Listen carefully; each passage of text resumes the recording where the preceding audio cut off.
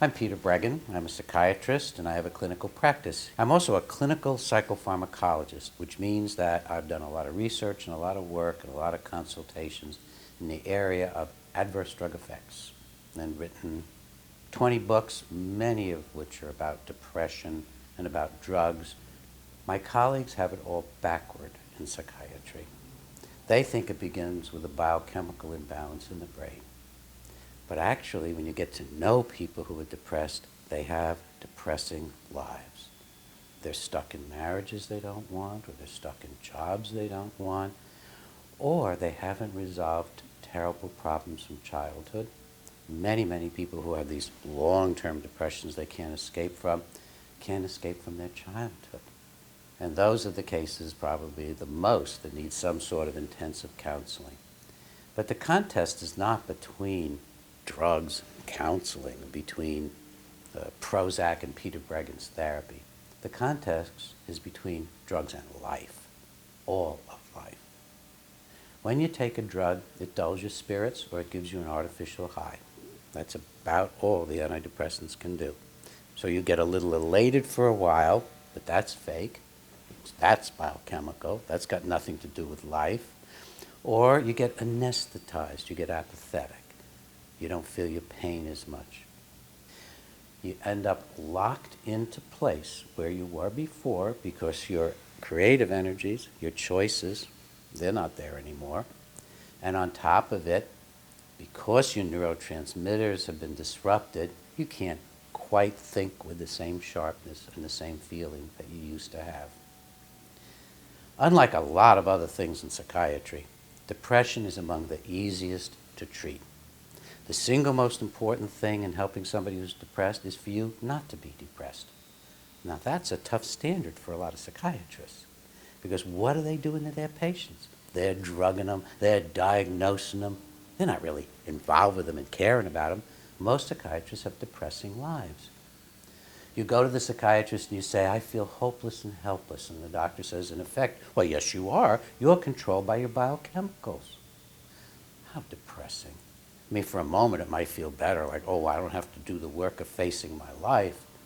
But in the long run, the worst message you can give a human being is to tell them their psychological and spiritual problems are biochemical disorders or diseases, because it disempowers them.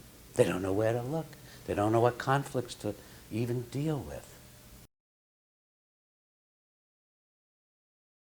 If you have a group of 100 depressed human beings and you give them Prozac, maybe 60% on checklists will report some improvement. And you give the same people or similar people a sugar pill, tell them that it's an antidepressant or it might be an antidepressant, then 40, 50% will check off that they're feeling better. So the margin between what people get from just being told they're getting something good and actually getting an active drug is maybe 5%, 10%. It's very marginal. Now, why does that margin even exist? Well, it's the snake oil effect. When you take a sugar pill, you don't get a stomach ache or a headache. You don't get sweaty. You don't get nightmares. You don't have insomnia. But you can get all that from taking an antidepressant, so you know something's happening to you. It's like when I get a stomach ache, you know, if I take an antibiotic and I get a stomach ache, I think, boy, if it's doing that to my stomach, what's it doing to those bacteria? All right? Doesn't make any sense, of course.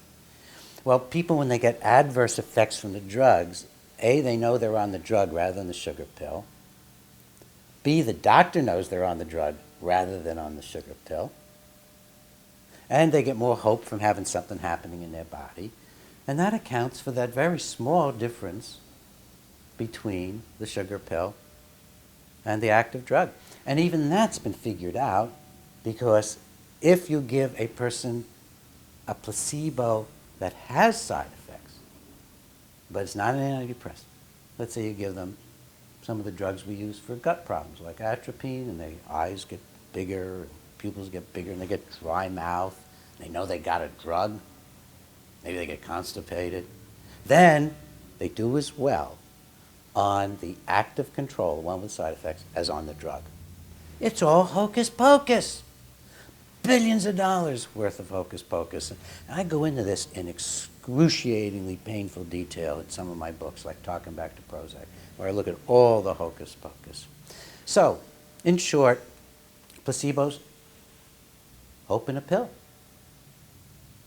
Now, when the placebo effect is put on Time Magazine or Newsweek, they give them make Prozac pill of the year, and the whole culture is telling you these pills work, you have a super duper cultural placebo every time you take the drug. But the darn thing is that nonetheless, these drugs are so crappy, they're so ineffective, and they give so many adverse effects that even when they try to do studies, the drug companies can't get enough people to stay on them past 4 or 5 weeks to do a long-term study. They literally can't even do long-term studies. We do know from long-term animal studies that these drugs permanently change the brain. The brain does not like Prozac. It doesn't like Paxil. It thinks they're toxins. One of the first things that was noticed about Prozac was that it had amphetamine or cocaine-like effects on some people, that it caused overstimulation. People would lose weight, just like on speed. They would get extra energy, just like on speed. They'd get agitated, they'd get anxious. And the first person to really notice this in detail was Richard Capit, K-A-P-I-T, who was the FDA's chief in charge of adverse effects for Prozac when it was being developed. So all the adverse effects that the company collected were sent to the FDA, and Capit looked at them. And he said to the FDA, we're going to make some depressed patients worse. He wrote this down in memos. I quote them in Talking Back to Prozac. He said, we're going to make some patients worse because instead of just being depressed, they're going to be agitated and anxious. And he compared it to amphetamine. So this was known from the beginning. What we didn't know is, just like amphetamine too, there were going to be terrible withdrawal problems from the drug. For all intents and purposes, that makes these drugs very similar to amphetamine in terms of their addictive potential. The main difference is that people don't like the drug enough to take more and more and more of it, because it doesn't make you more and more high. Eventually it just makes you more and more miserable. So people don't go doctor shopping for Prozac.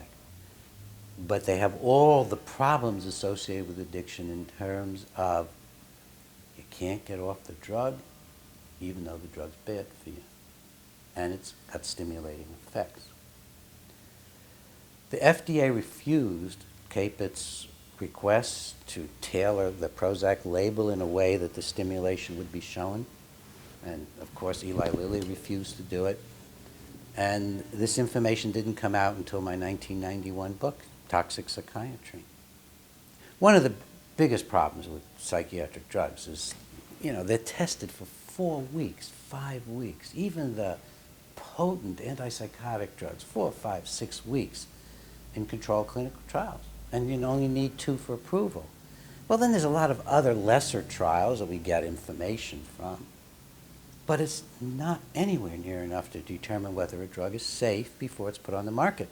I myself have been to FDA lectures where they say the drug isn't necessarily safe when it's put on the market. Now there's a movement at the FDA to put a black box warning on all new drugs for 2 or 3 years, saying we don't know exactly what this drug's going to do in the way of adverse effects. It's too new. Well, nowadays, due to drug company propaganda and the gullibility of doctors just grab on to the next thing that comes along. So when Prozac came out, here comes Peter Kramer, a psychiatrist. He should know what he's talking about. He writes a book, Listening to Prozac, as if a pill's going to teach us something. And in it, he gives you 5 or 6 cases of people who look like they're getting high on Prozac, because Prozac does that initially to some people. In the long run, it makes people apathetic. That makes them dull in the long run, if anything. Or it has minimal effects, but it doesn't make you high for long. And so he writes this rhapsody about pharmaceutical cosmetics, or cosmetic He writes his book about cosmetic psychopharmacology, and he actually says, and there's no withdrawal problems from this drug. Well, Kramer's book, along with lots of other cozy drug company kinds of things, Kramer had full cooperation from Eli Lilly. I bet they didn't tell him the stuff I found in their secret files when I was doing product liability work. I'm sure they didn't tell him that the FDA was complaining that the drug was amphetamine-like. Well, you know, physicians are people. We're influenced by our economics, our authority, our interests, and the whole thing now is wrapped around drugs. The FDA has literally gone from watchdog through house pet and into pit bull on behalf of the drug companies. I have stood up at FDA hearings and said, listen, I've seen things you people haven't seen. I've seen studies showing that Prozac causes depression that the drug company hid. I've seen that Paxil suicides are being hidden by GlaxoSmithKline. I got all this stuff. And the FDA has shown no interest. The FDA is much more interested in supporting industry now than it is in monitoring industry. And interestingly enough, I finally found a way to begin to publish some of these inside materials, including Paxil.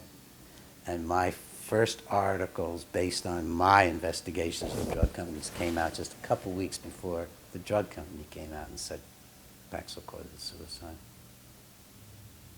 At least I got there a couple of weeks ahead of time, but I've been talking about this stuff for years.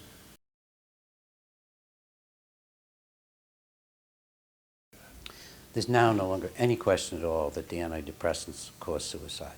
They increase the rate of suicide.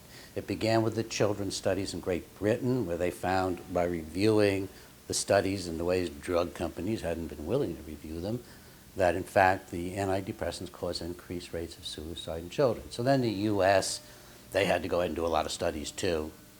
And same conclusion, antidepressants increase the rate of suicide in children. And then they actually went and reviewed, the FDA went and reviewed all the studies on whether it helps children to give them antidepressants. They found it doesn't help children. 3 out of 15 studies were positive, and 2 of them were a guy named Graham Emsley, who takes a lot of money from drug companies. So the drugs don't work in children, and they increase the suicide rate. They also increase mania, irritability, anger. They just mess up kids' brains, and they do all the things kids do when they get messed up. Well, then people said, well, what about adults? Dr. Breggin, he's been saying adults increase suicide rate. I've been saying that since 1991. And I actually went inside Eli Lilly and found their own studies showed an increased rate of suicidality, but they were denying it. I did that in product liability suits. Then I went inside GlaxoSmithKline and Paxil suits and found that they were hiding their suicide attempts. Eli Lilly had been hiding its suicide attempts. And I found all this out, told the FDA they didn't want to hear from me about it. Well, finally, there had just been so many reports, it's been going on for 15 or more years, that the FDA decided to start reviewing the adult studies and telling the drug companies to go about this a little more systematically, looking at their old data. This isn't even their new data, their original studies that were used to approve the drug. What do they find? In May of this year, 2006, Paxil sent a letter to all health professionals in the country telling them Paxil increases the suicide rate in depressed people. It's an excellent study that could be found on the American Psychological Association's website, where Kirsch and others actually reviewed all of the modern antidepressant studies from the FDA, not just the 1 or 2 used for approval. And they didn't find any difference hardly at all between placebo and the drug. So why do people take antidepressants? Well, they like the temporary high, or they get hooked into the apathy. But something more important happens. And this is the first time I've had a chance to talk about this on film. Drugs spellbind us. First, they disguise from us their adverse effects.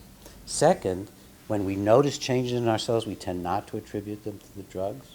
Third, they often make us feel better than ever for a while in our own minds, when in fact we're worse than ever. We maybe even be in a manic state. And finally, and I have dozens of cases of this in my legal work where I testify in court on behalf of injured patients. I've got probably 100 cases like this where people actually do something horrible on the drugs. They murder, they commit suicide. I've got cases where they drown their children and then themselves, where they ruin their lives embezzling, most often on the new antidepressants like Prozac, Paxil, Luvox, Celexa, and so on. They're totally spellbound. They think they're on some kind of mission to kill, or they've determined they must kill themselves, or they think they can embezzle in the most obvious and stupid ways. They're spellbound by the drugs. And that's why we have alcohol and marijuana, why we have people ruining their lives to get heroin, and it's the same reason why people stay on psychiatric drugs. They don't know how bad the drugs are actually being for them. We could do entirely without antidepressants in this world, entirely. People don't need fakery and chemical anesthesia and chemical highs to deal with life. It's the wrong way to deal with life. People need to be reminded that life is about taking charge, taking responsibility, developing some wisdom, getting some understanding, finding good values, learning to love. There's no way around that problem.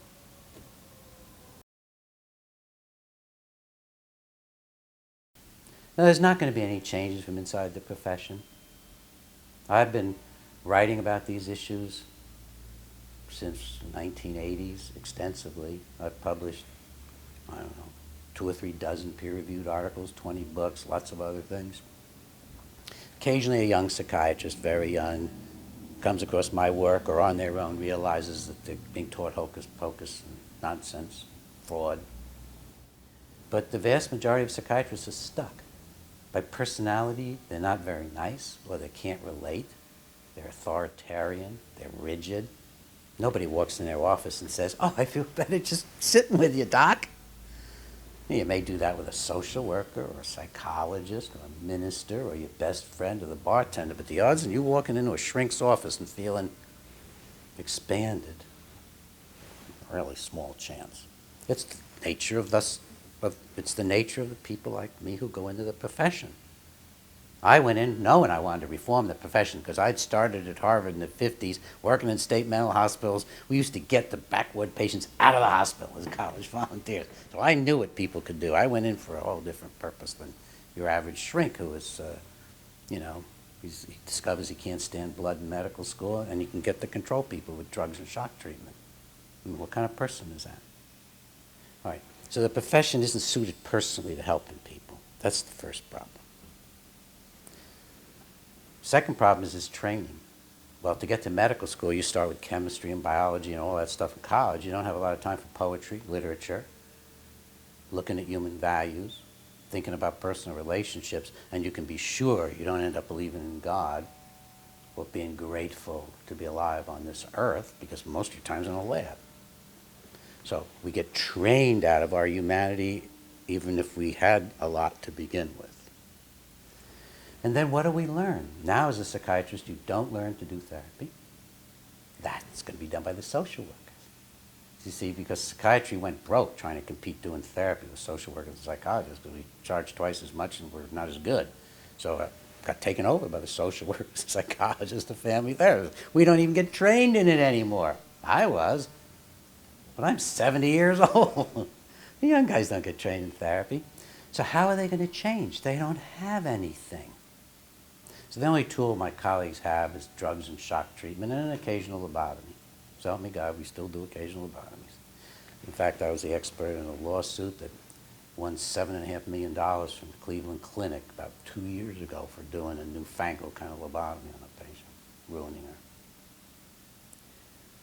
So it's not going to reform from within because there's no place for it to go. It can't go to human services, to caring, to understanding, to wisdom, to relationship, to therapy and help. The competition from outside of medicine is taking that over.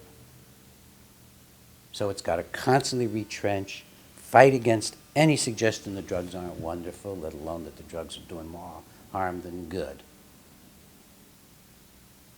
So what's the solution? The solution comes from outside of psychiatry, from films like this. People have to start to say to themselves, I don't want to take a drug. I always knew I didn't want to take a drug. My mom and dad didn't take drugs. I don't want my kids to have drugs. I'm going to reject this propaganda. I'm going to find some other way to live a happier, fuller, richer life.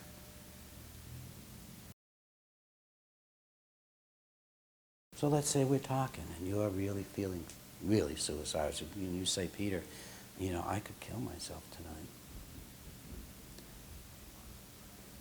And that person looks at me and thinks I have nothing more to say other than we'll increase your Prozac, we'll give you Paxil, we'll send you to a mental hospital where we can really drug you up.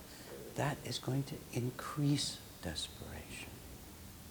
So what am I going to do if somebody looks at me and says that? Well, first I'm going to say, well, I'd rather take off the evening and work with you than have you hurt yourself. And I certainly would see you in the morning. And I know you can't afford more than one session a week, but I'll see you the whole week if that's what's needed, because I don't want you to kill yourself.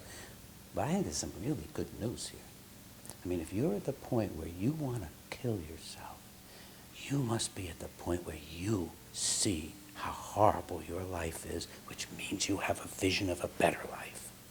And then we have a deep and profound conversation about their despair. And I'm still smiling. And I'm still telling them that there's life after despair. That actually it's the beginning of great change. We now know what you want. You actually want your wife to love you. You actually want to be more creative in what you do in your work life. You actually hate living in the city. And so on. And we deal with it. Or we get into the deeper stuff and we find out it's not even about today.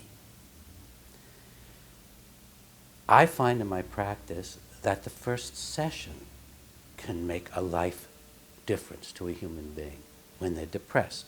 Now, there are many other things. It might take a lot more than one session just to perk somebody up.